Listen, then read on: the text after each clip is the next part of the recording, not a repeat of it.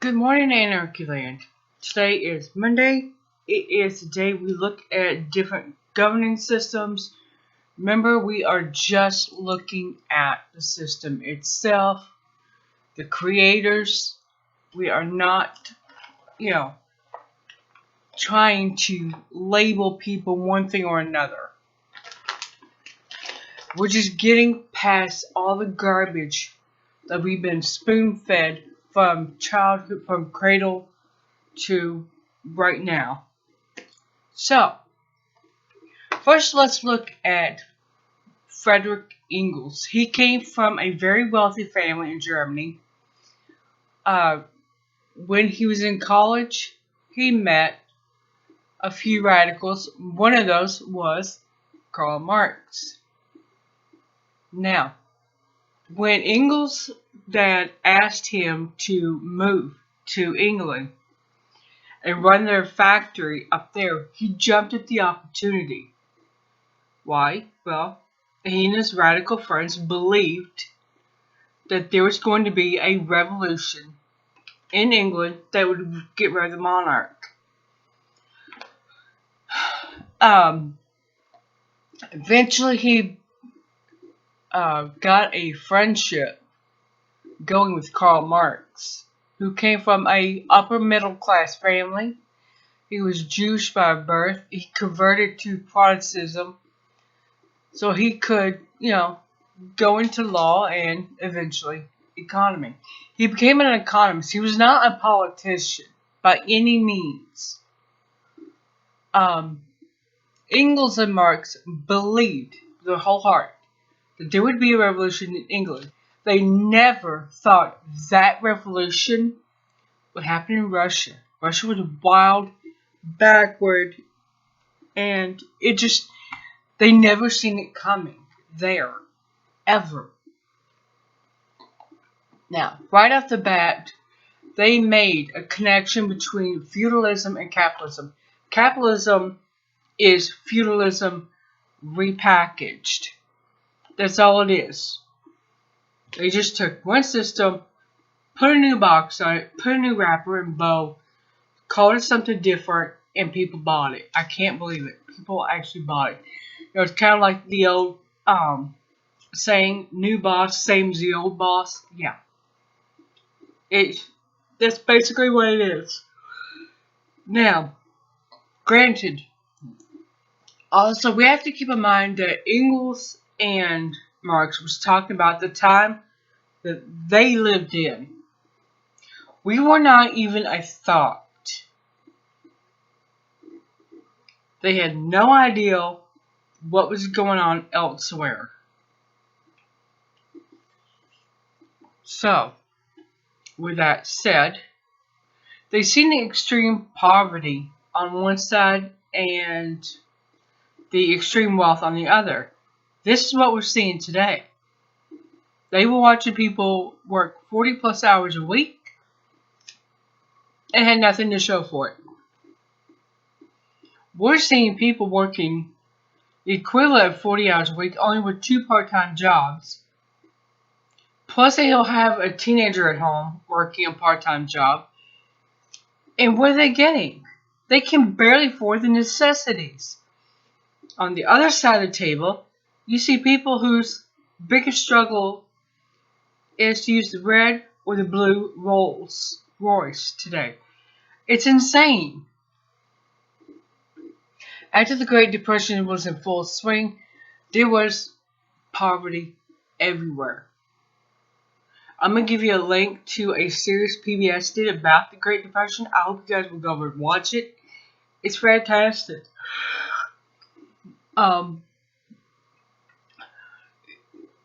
There was unions formed everywhere for every trade. Now keep in mind, the Great Depression happened like 17, 18 years after the Russian Revolution. So that revolution was still embedded in the minds of the politicians here, and they did not want it to happen here. So, it was, now I've said this before, it was the Communist and Socialist parties of America that were the ones in the streets protesting, demanding jobs, housing, and food. But jobs were number one. Because if you got jobs, the other two will come. I mean good paying jobs. And Roosevelt realized this. Oh, excuse me. He did not want a revolution here like it happened in Russia. They had the stomach for it then. Today I don't think we got the stomach for it. But let's see. Now over the years, the bourgeoisie class, the Trumps of our country, have just eradicated the unions. They've destroyed them. Because when the unions were strong, they would negotiate the collective raises and pay. They were getting things done. They had to go. They were getting people like you and me fair deals. So they had to go. As long as there is this off balance of extremely wealthy here, proletariat here, workers, the poor, it's going to be conflict. Because you're going to have people working up to 40, 60 hours a week, being taxed incredibly, and they're going to be pissed off about it. You're going to have people who think they can just use people like a paper towel. Once you're done, wad it up, throw it away, move on to the next one. That's how the corporations see Americans. That's how they see us. As long as that continues, well, nothing's going to change. Engels and Marx were disgusted with the way the bourgeoisie men treated their wives and children.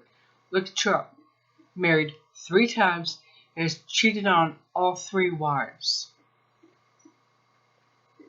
His kids are basically window dressing for him. They're to make him look good. Nothing more. And when the ones that did get out were humiliated during the divorce proceedings.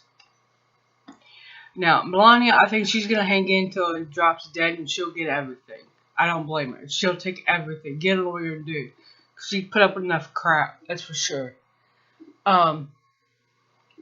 These people, these folks, these fellas, hit the nail on the head. Political power is for oppressing others.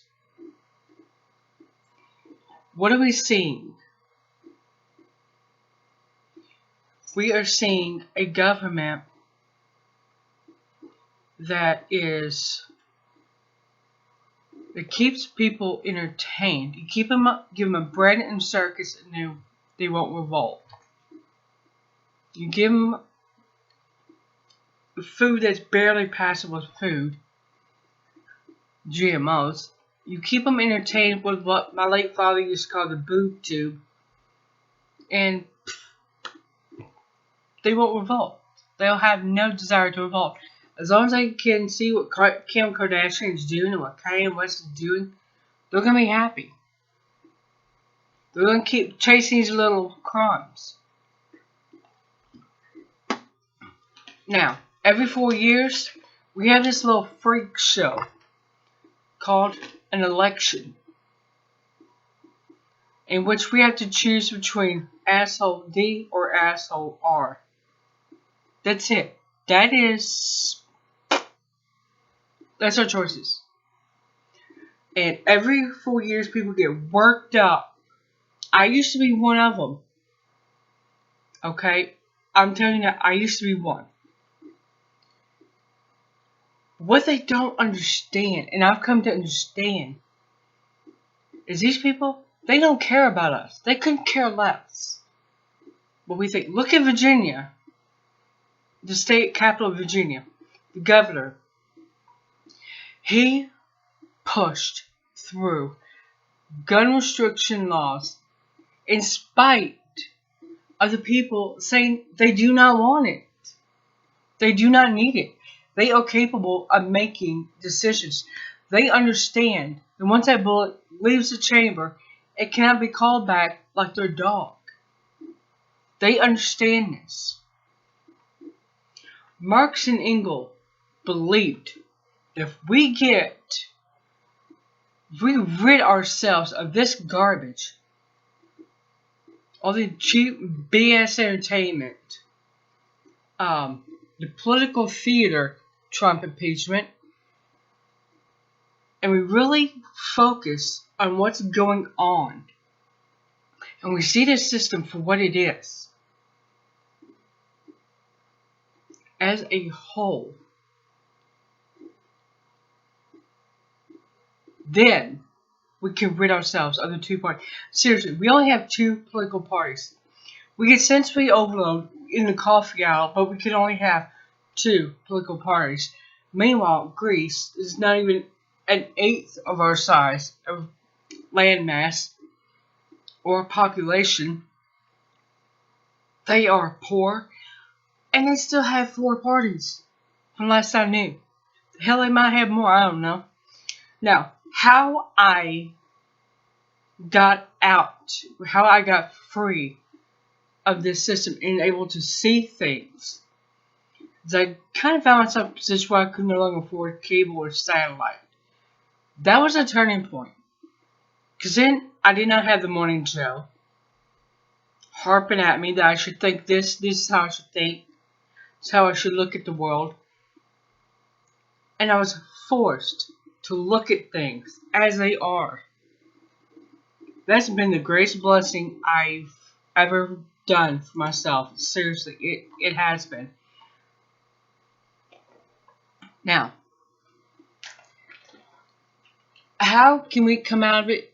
I don't think people in this country have the stomach for an all-out revolution like Lenin and his cohorts pulled. They also had a civil war afterwards.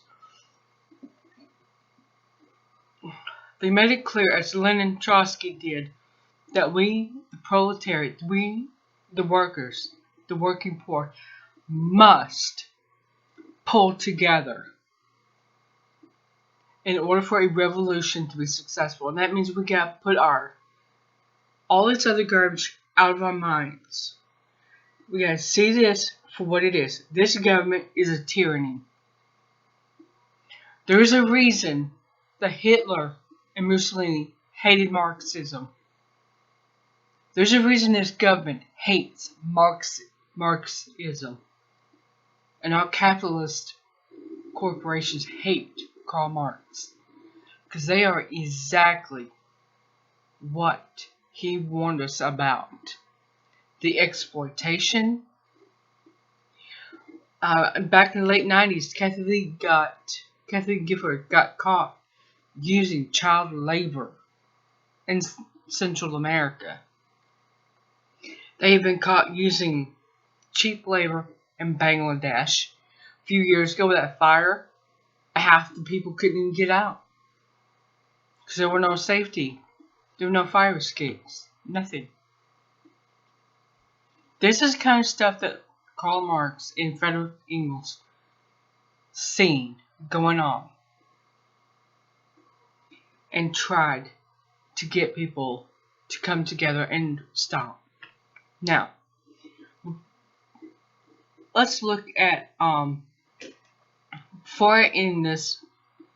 let's look at the types of socialism. Reactionary socialism. This form of socialism takes resources from the petty bourgeoisie and the proletariat, the bottom, peasants, and goes up in a vertical line. This is kind of socialism Jamie Dimon loves. The money is going from the bottom up. He doesn't want it going from the top down. He hates it. That erodes societies. But when it goes the other way, he loves it. Conservative socialism. This is for the lazier parts of society. They want everything now without the hard work to earn what it is they desire. Of course, this is one of the most common forms of socialism, and it's why societies fall apart. Because they don't understand that just because you're on an even playing field, you don't have your extremely rich and your extremely poor. Everybody's on an even keel. They still don't understand that you have to work to earn stuff. Critical and utopian socialism, also known as communism. This is where goods and resources are distributed based on need, not want. What does that mean? Okay. Say Trump has 9 Lear jets. He wants a 10th one. He does not need one. He doesn't really need the other 9 either. He just needs one. Under communism, he would not be allowed to have that. He would not get the resources to have that 10th jet because he's already got 9 and he doesn't really need the other 9. He just needs one. So those resources would go elsewhere to where they're needed. Say, food, clothing, shelter, employment, to people that actually need it. Bottom line, every system has flaws.